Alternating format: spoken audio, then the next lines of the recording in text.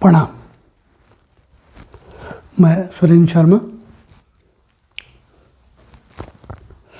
ज्योतिष में हमारा जो विषय है सूक्ष्म ज्योतिष, सूक्ष्म ज्योतिष के अधीन जो हमने टॉपिक लिया हुआ है वो है लड़का तथा लड़की के विवाह के समय जिन जिन चीज़ों को, जिन जिन इकाइयों को हमें आंक लेना चाहिए ताकि युवक तथा युवती के या लड़का लड़की के दोनों हेतु हम हितकारी कार्य कर सकें और उन दोनों का जीवन उत्तम चले, किसी प्रकार की अप्रिय घटना ना हो, उन दोनों में आपस में वाद विवाद ना हो और जो परिवार पक्ष है, परिवार पक्ष के लिए भी दोनों शुभ हों,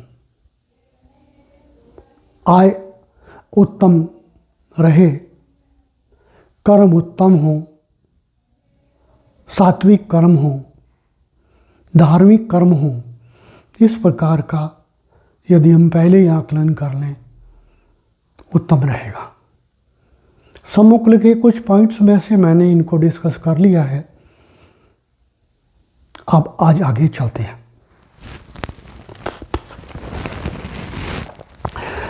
हमने यहाँ तक ले लिया था कि लग्न पर 3 पापियों की दृष्टि ना हो। कुछ पॉइंट नीचे लिखे हैं, वहाँ तक विजुअलाइज नहीं हो रहा है, शायद कैमरे में नहीं आ रहे होंगे, फिर भी मैं उनको मौखिक रूप से ले लेता हूँ।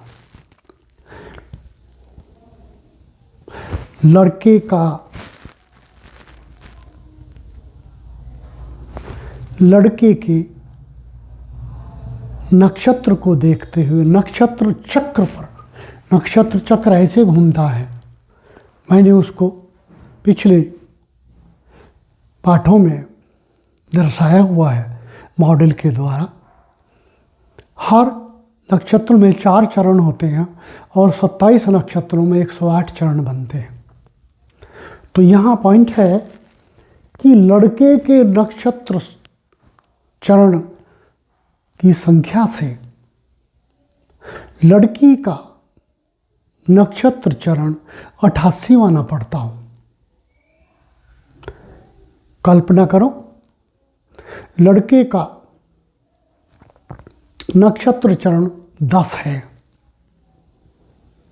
10 किस में पड़ेगा? अश्वनी, भरणी, कृतिका में पड़ेगा, क्योंकि 4 चरण अश्वनी में, 4 चरण भरणी में, तो उसके बाद 8 होने के बाद में फिर 10वां कृतिका में आएगा। तो लड़के का नक्षत्र हुआ कृतिका। आप देखिए, लड़की का नक्षत्र चरण 10 से आगे गिनते चले जाइए, 10वें से आगे 88वां जो भी पड़ेगा, अनुमान लगाइए कितना पड़ेगा।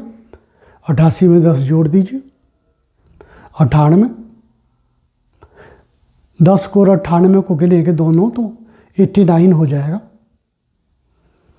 इसलिए 10 से काउंट करें तो 97 वाला की संख्या वाला लड़की का चरण ना हो।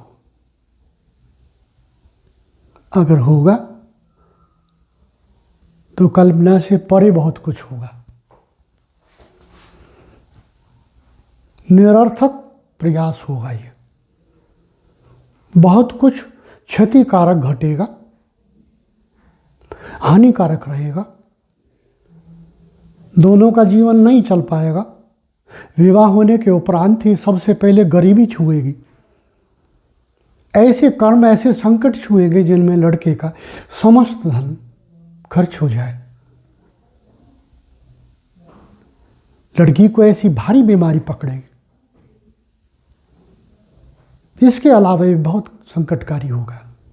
इतना ही कहना काफ़ी है। अगला पॉइंट,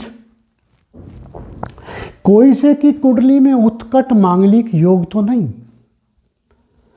उत्कट मांगलिक योग में अभी 3 लेक्चर पहले समझा पाया हूँ, समझा चुका हूँ कि उत्कट मांगलिक योग होता क्या है। यदि मंगल के साथ कोई पापी बैठा हो, जिन भाव में मंगल होने से मांगलिक होता है, उन्हीं भाव में यदि मंगल के साथ राहु हो या शनि हो, मंगल प्लस राहु होने से, मंगल प्लस शनि होने से उत्कट मांगलिक दोष हो जाता है, जिसकी कोई काट नहीं है सिर्फ प्रभु वचन के अलावा। यदि लड़के की कुंडली में उत्कट मांगलिक योग होगा तो लड़की पिसेगी।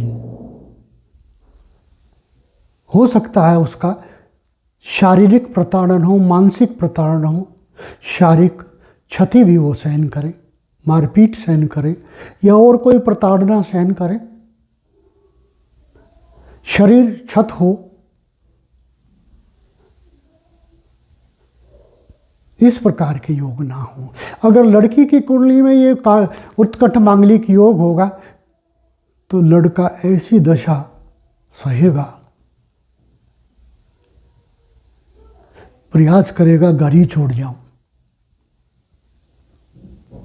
हर रोज प्रताड़ना सहेगा, ना वो विवाह टूटेगा न चलेगा। इस प्रकार की स्थिति होगी।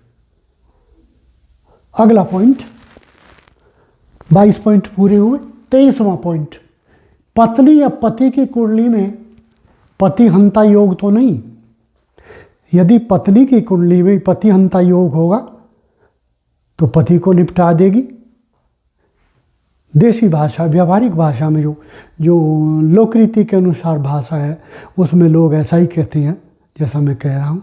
बाकी जो शिक्षित वर्ग की भाषा है उसमें तो ये है कि यदि पत्नी की कुंडली में ऐसा योग होगा तो पति या तो भारी बीमार होगा या मृत्यु तुल्य कष्ट ही भोगेगा। मृत्यु तो मैं शब्द कहूँ ये तो प्रभु के पास है, पर शायद ऐसा कुछ ही होगा। और यदि लड़के की कुंडली में ये दोष हुआ तो लड़की के लिए भी ऐसा ही होगा। होता कैसे है?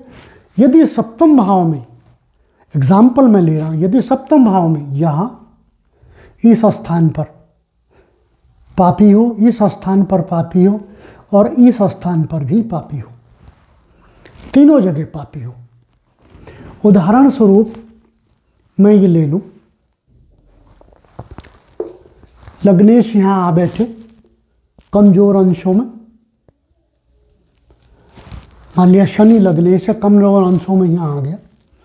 इधर मंगल है, इधर राहु है।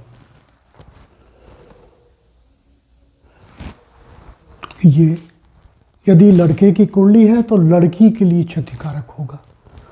मृत्यु तुल्य कष्ट भोगेगी, विवाह तो उसका चलेगा ही नहीं। मुकदमे भोगेगी, झगड़े भोगेगी, बीमारी भोगेगी, मारपीट भोगेगी, आदि आदि। और यदि लड़की की कुंडली में इस प्रकार होगा, शनि, मंगल, राहु, इस भाव में शनि, इसमें मंगल, इसमें राहु, पत्नी लगभग मृत्यु तुल्य कष्ट भोगेगा, नजदीक पहुंचेगा मृत्यु के बहुत। प्रभु चाहेंगे तो उधर भी चला जाएगा, अन्यथा नजदीक तो पहुंचेगा। ठीक इसी प्रकार से यदि इन तीनों में वही स्थिति हो लड़के की कुंडली में तो लड़की के लिए भी ऐसा ही होगा। कल्पना कीजिए यहाँ राहु है, यहाँ शनि है और यहाँ मंगल है और ये कुंडली लड़की की है। उसका जन्म विनाश करने के लिए उत्पन्न हो, अपना विनाश करने के लिए। दूसरे का तो कौन करेगा? भोगना तो स्वयं को भी है। उसका विनाश काले जन्मे अस्ति, वो एक परिभाषा है जो पूर्ण होती दिखती है। इस प्रकार के योग ही लड़का तथा लड़कियां दूसरे के जीवन, दूसरे पक्ष के जीवन के लिए हानिकारक बताए गए हैं। ज्योतिष में ऐसा है, मेरे मतानुसार ऐसा नहीं है।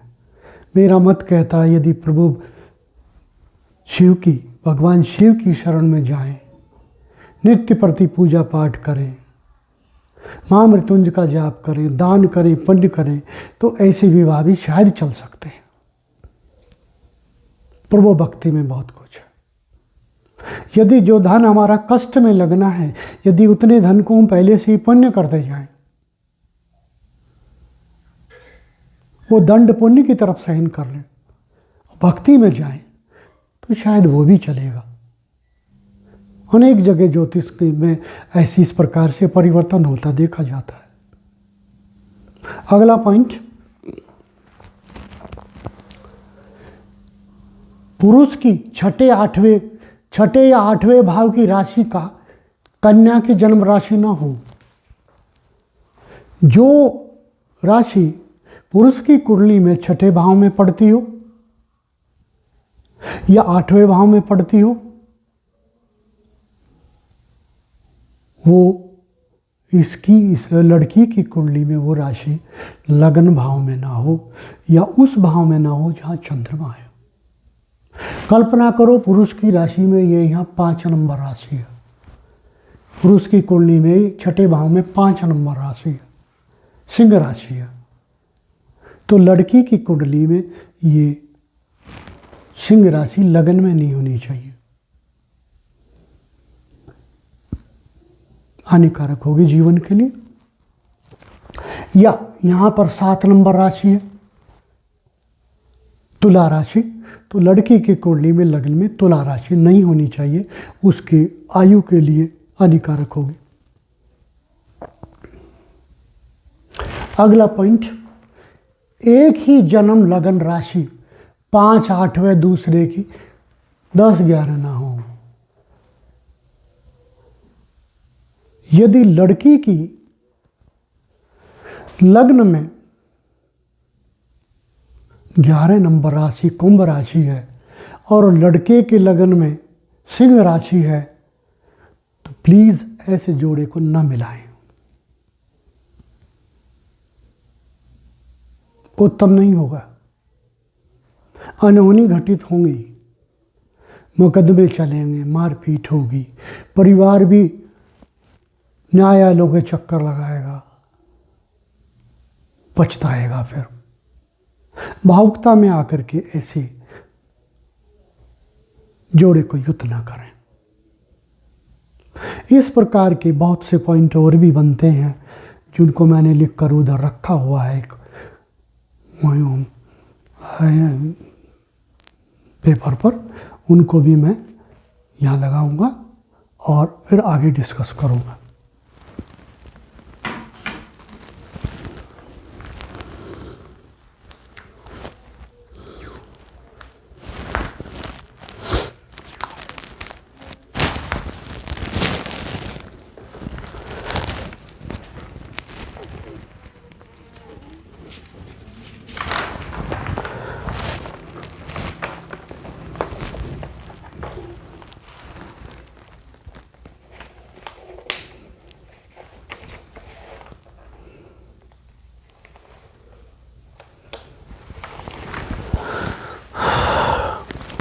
अगला पॉइंट, सप्तम भाव पर उत्कट मंगलिक योग ना हो।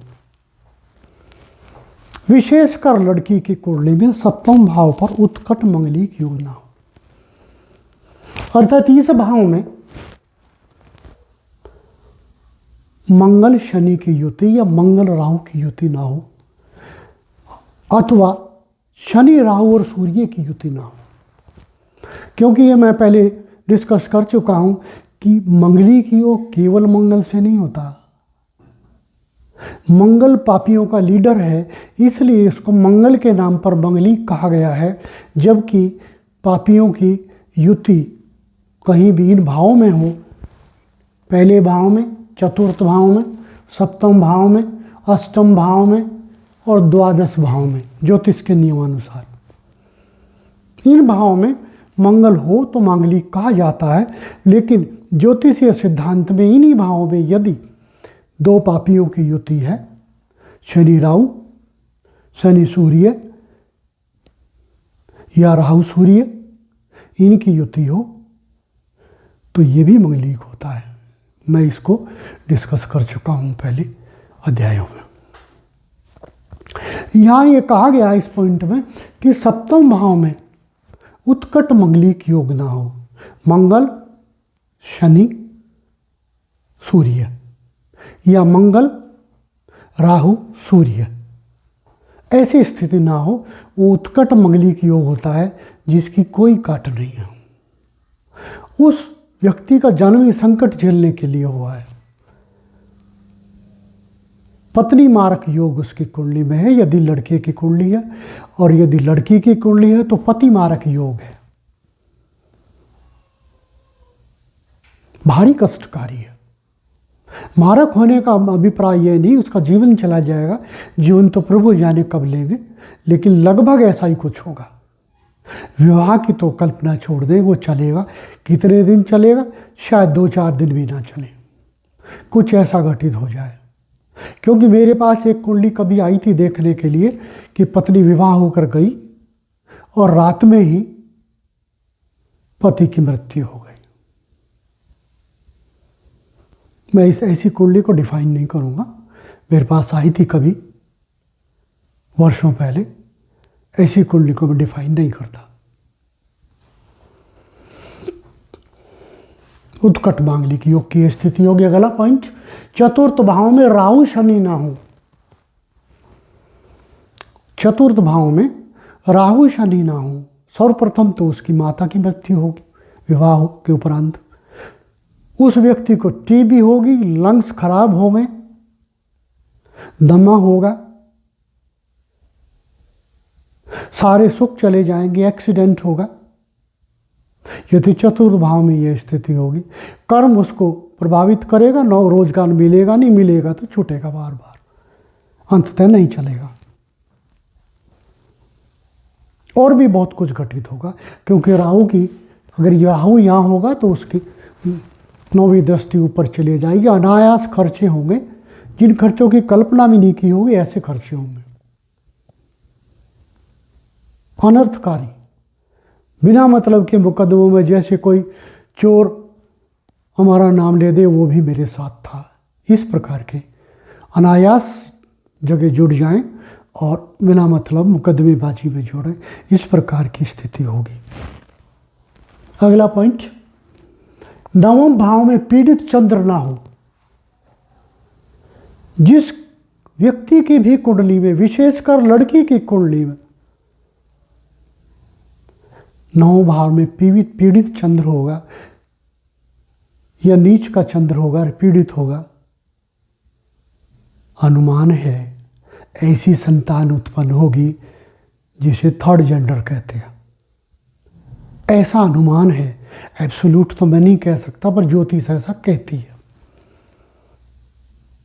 या संतान अपंग होगी ज्योतिष के नियमानुसार। अगला पॉइंट, लग्नेश व अष्टमेश का राशि परिवर्तन ना हो। जैसे इस कुंडली में कल्पना करो, यहां एग्जाम्पल ले लीजिए, यहां 7 नंबर राशि है और यहां 12 नंबर राशि है। इसका स्वामी गुरु यहां और इसका स्वामी शुक्र यहां ना हो। जब भी लग्नेश और अष्टमेश का राशि परिवर्तन होगा, आयु क्षत होगी, बीमारियां पकड़ेगी, जीवन कष्टकारी होगा, संकटों से जूझेगा।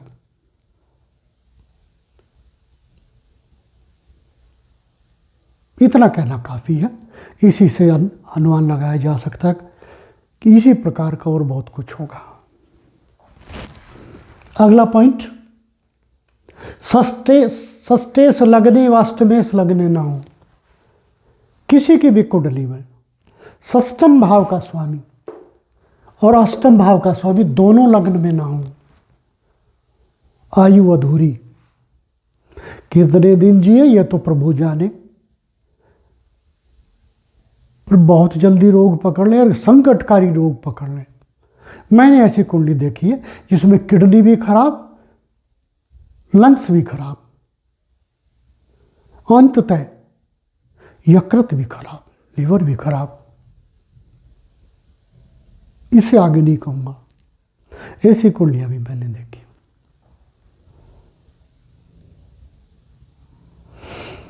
इसी प्रकार से मेरी विनती है कि इन चीज़ों को आकलित कर लें। आज का पाठ यहीं पर पूर्ण होता है। शेष पॉइंट्स को हम अगले अध्याय में लेंगे, अगले पीरियड में लेंगे। यदि आपको ये भाया हो, ये डिस्कशन भाया हो, तो प्लीज़ चैनल को सब्सक्राइब करें और लाइक करें। अपने मन के अनुसार कमेंट भी करें कैसा आपको लगा। प्रणाम।